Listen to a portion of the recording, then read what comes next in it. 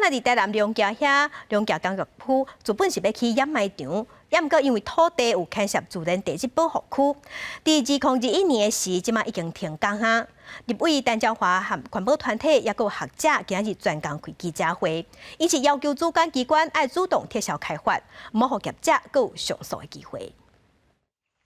台南龙峡工业区原本规划要互后险企业起掩埋场，毋过因为其中有2.66公顷的土地属于自然天然地景保护范围，所以伫2021年，互政府要求停工。环保团体提出质疑，认为主管机关应该直接执行废止权，主动撤销开发案，无应该互业者搁再有上诉的机会。是这个地方地质非常的不稳定，盖掩埋场根本就是一个错误的选址，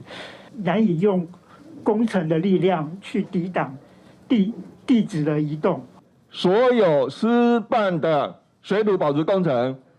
公家的水土保持工程，全部都垮了。地调所的资料告诉我们什么？每年台升2公分，全台湾第2名。 立委陈椒华联合环保团体学者甲律师，伫15要求环保署以维护公共利益的理由，直接对源头禁止所有的开发。毋过环保署强调爱照流程行，目前有先裁罚业者，而且要求因提出环境阴影的对策。就针对这件事情，是有针对欧星公司去开了一张罚单，150万元的一个罚单，再重新请他 依照我们要求，针对对环境所造成的不良影响的这一块，要去重新提出来